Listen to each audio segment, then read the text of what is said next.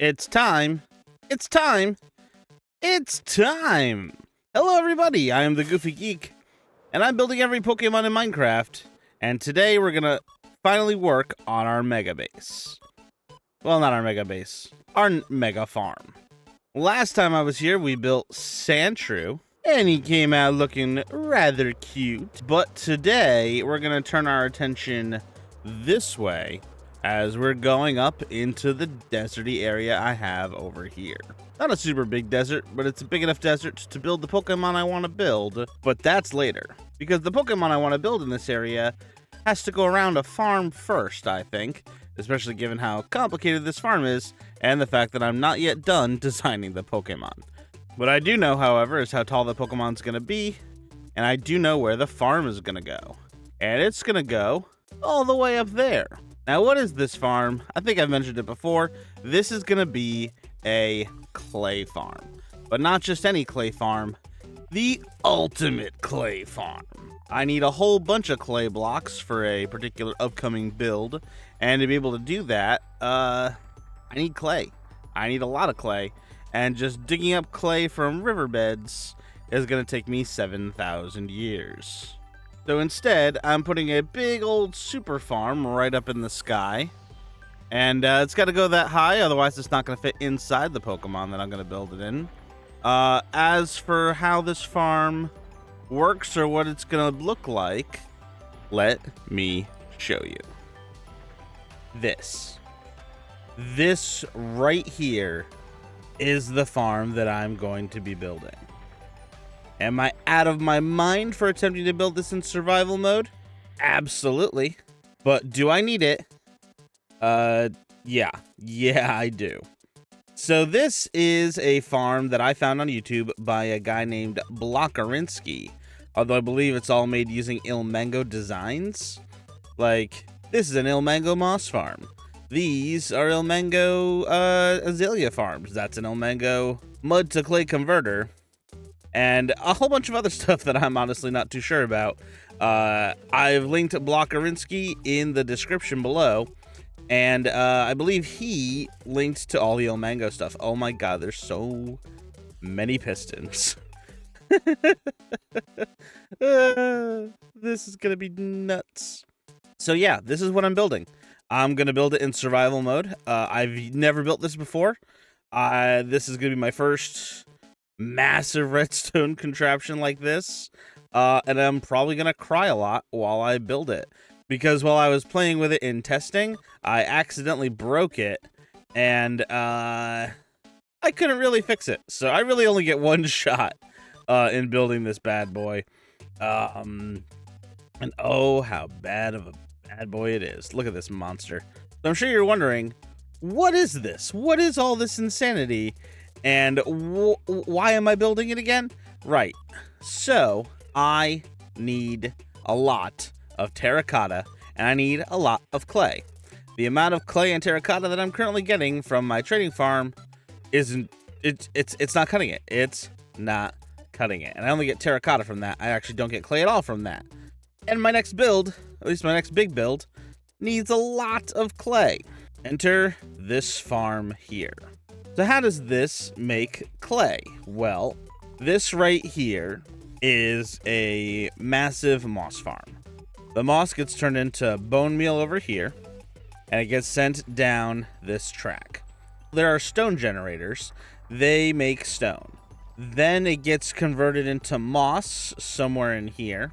The moss then gets converted into rooted dirt by this whole system, which then gets pushed out of here. The majority of these little pushers are all to push the dirt out of the farm and into a line somewhere over, I want to say here. I think that's what these are with the water. Yep, here it is. This converts the dirt into mud. The mud then gets pushed over into here, where it gets dried out by these guys. And then they get pushed along this way into the blast chambers over here. Now, this one here is for all of the dirt-based things. As you can see, there's some dirt here. But the azalea trees, when they grow, also make wood. So the wood gets pushed separately over here. These get blown up. The wood then converts everything down here and gets like cooked up for some reason. I think that's so that way I can make bricks. Yeah, it's a lot, and I'm definitely confused by it. But I know how everything functions, at least mostly. And then over here's the control panel. This is the main switch that turns the farm on and off. This lets you pick what you want the farm to make. And this is your storage and where everything comes out. Sometimes I'll need dirt, but probably not often. A lot of the times I'm gonna need mud, and a lot of the times I'm gonna need clay. Do I need the bricks? No. But honestly, it doesn't hurt to have them get made. And actually, with all the new pots that they're making in Minecraft, who knows what uses they'll have. And I want to be prepared. So we've got the dirt. So we've got a couple different outputs. Obviously, the farm makes, like I said, regular bricks, clay, mud, and rooted dirt. I think there's a spot you can stand somewhere that lets you stand there with a shovel, and then you can convert it into regular dirt. And then I think any leftover material gets put into here as wood. Now, these are very small because this uses shulkers. I forgot about that. I need to make sure I have enough shulkers to be able to do this. But, yeah, there's a lot here. There's a lot here. The farm is absolutely insane. The different settings will push different blocks in different directions, all of which eventually runs back into the blast chambers. It's all very precocious, very precise, and I'm absolutely terrified of it, but I need it. So this is what we're going to be building for the foreseeable future. I don't know if it's going to take me one episode or a bunch of episodes, but this is what we're doing. Now, I'm well aware that I still have more Pokemon to make, so I'm going to try to make them in between whenever I need a break from the redstone, because I've gone insane. And I have measured this out perfectly. I have the Pokemon mostly designed to go around it, and that one's going to be really neat. But that's for the future. Right now, let's go back to the main world, where I'm going to focus on building possibly this whole frame, possibly this whole thing. Or I might just start with the bone meal farm and go from there. Let's see how far I get. Let's go.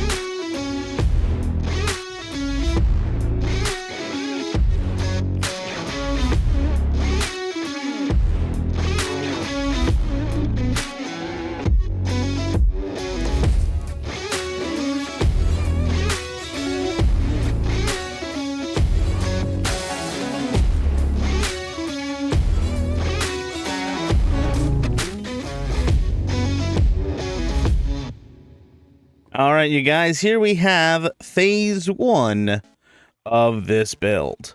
This right here, believe it or not, is completely unimportant. I mean, don't get me wrong, it's actually vital to making the whole thing work. It has nothing to do with the generation of clay, which is the whole reason I'm building this farm. This is going to power the farm that I end up making somewhere in this direction. See, all this is to get bone meal. This is a stone generator. The lava mixes with the water behind these trapdoors to make stone here. Sticky pistons pull that stone down, then everything gets pushed across this way to the middle. There you can see we have moss That'll turn the stone into moss, and when it gets pushed, it'll break. It'll fall into these hopper lines, which then go down to get converted into bone meal in the composter, which then all comes out somewhere over here. Right here, in fact. Oh, almost fell off. Now, do I have any idea if any of this is actually going to work first try? I do not. I haven't turned it on yet. Before I do, though, we're going to sleep real quick. But yeah, I've built this whole farm. Now it's time to see if it works. So I think this is the input for it. I fell. Okay, so this is the input for it. If I take a lever, put it here. Now, flicking it's going to do one of two things. Either this is supposed to be a constant signal, and the farm will turn on, or this is supposed to be a pulse, and I'm going to break everything. Which is it? I don't know. Let's find out. Oh. Okay, it works. I think it works. Why doesn't it work? Oh, it doesn't work because it needs bone meal to start. Okay, that makes sense. But it did fill up with stone pretty quick, which is good. It's not breaking over there, which is good. And I do think the whole thing is working. Now, I'm going to turn it off. All right, it looks like everything's okay, and now I'm going to turn it back on. Cool. It mostly works. I just need to add some bone meal, though I do not have any idea where the bone meal go. Uh-oh. Well, that's not good. There should be no cobblestone in here at all. I'm hoping that's just a one-time thing because it's not working yet. Hopefully. You know, that could have been caused by a couple things. You know what? We'll turn the farm on. We'll get it working properly, and then we'll check that out. But let's get some bone meal real quick. Or actually, all I really need is some moss. Yes, this is the super organized area where I've got all my stuff. Can you compost? I think you can compost bamboo. I think I have some bamboo.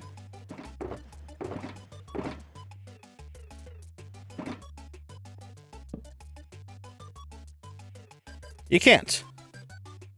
Okay, let me go get some bone meal. Okay, so I'm currently underneath here. I think, unless I'm mistaken, this is where all the bone meal is going to siphon out of.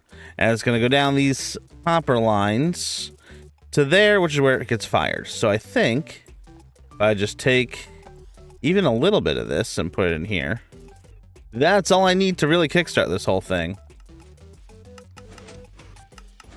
Okay. It does not work the way I thought it did at all. Where's this going? Oh, okay, this is it here, I think. Okay, so that's fine. Yeah, the bone meal got distributed. That's okay. It might have been a little different than what I was expecting, but it still works. I'm betting if I just put these three in there. Cool. So I'm kind of hoping that is enough to kickstart the whole thing. And if it's not, then I will go back in and fix it. But I think if I turn it on now. There we go. We got some moss going. That's what I want to see. Whoa.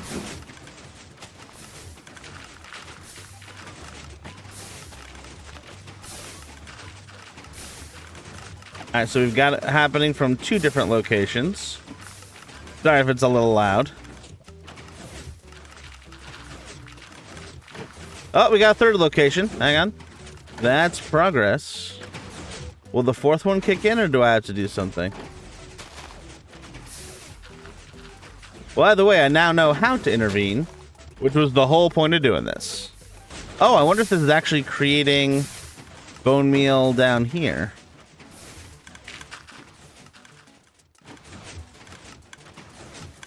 Not yet. Okay, so I think this thing has to be overflowing with bone meal before it starts producing it and sending it down this pipeline. Unless it is, and they're all just getting thrown off, but I think I would see something about that by now. So let's sleep real quick. Again. I've missed the platform. Oh boy, look at it go. Alright, from here, I should be able to add to the last one.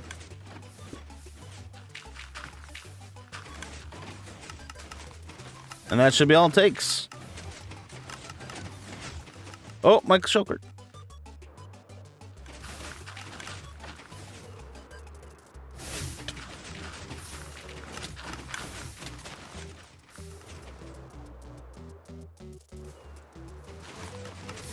Oh.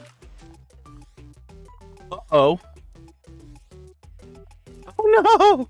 I was trying to get the shulker back. I wasn't paying attention to my hearts. Give me 1 second. Well, that wasn't great. It looks like I lost a hoe. Definitely my pants, definitely my helmet. My trident. Oh no, my axe. Not the worst losses in the world, but definitely not great.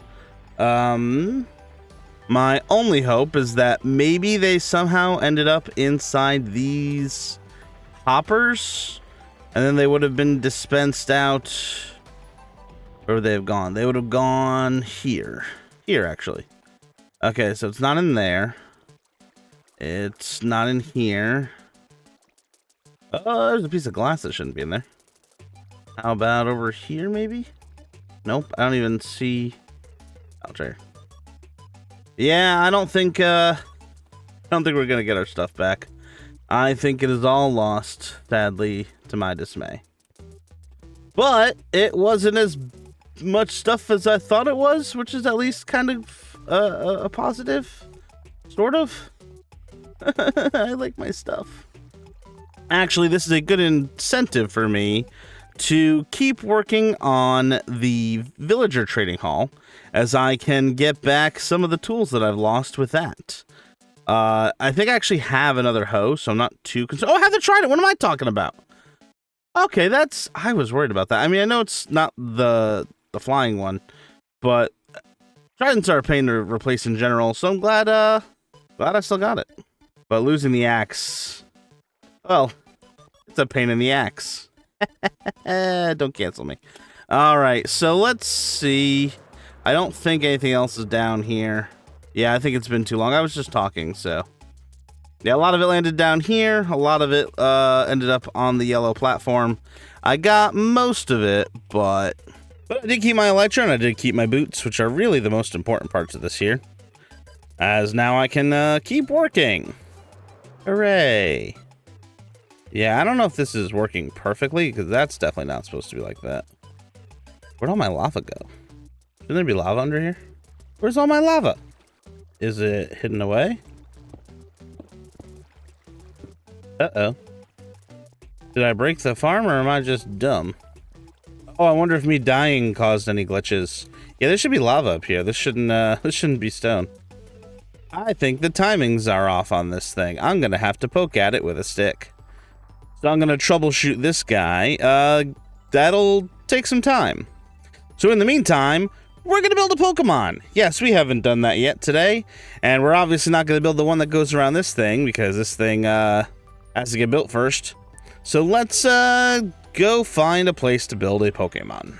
As for where I'm going to build this Pokemon, I think I'm gonna do it right over here. I've got this nice little spot here. Is it too close to Sandshrew? Should I build it on this side? I'll figure that out in a minute. But yeah, the sun, the sun is going down. So I'm gonna sleep, and then we're gonna get to building the giant Pokemon right now. Let's go.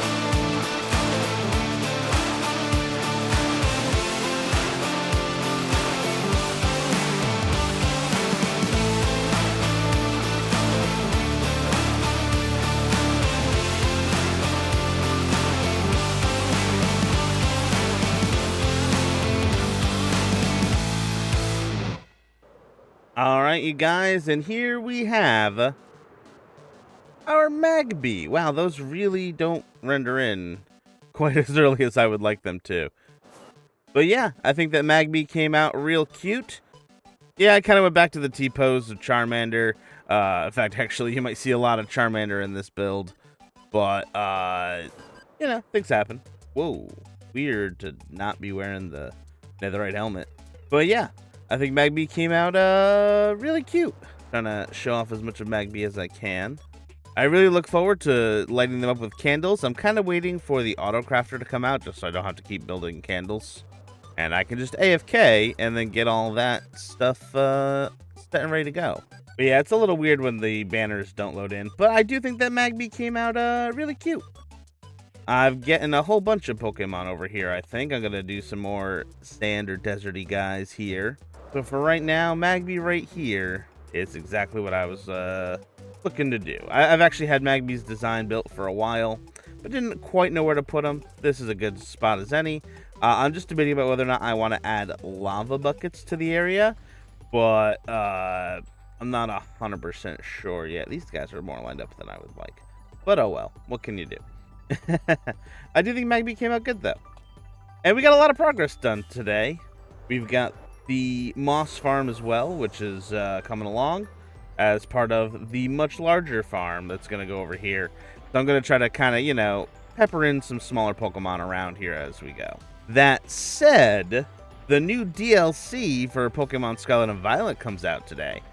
Or at least today by the time you guys are watching this. So I'm excited. Maybe we'll get another Applin guy. I just hope that if we do, that I've got room over here to put a Dipplin evolution. I'm thinking either on top of this hill here would be kind of cool if it's, you know, kind of still smaller. Or if it's going to be really big, I can build it here and just kind of have it looming over everything. Let's see, where's the best spot? Yeah, right over here. I think would look really cool, whatever it is, just kind of towering over everything.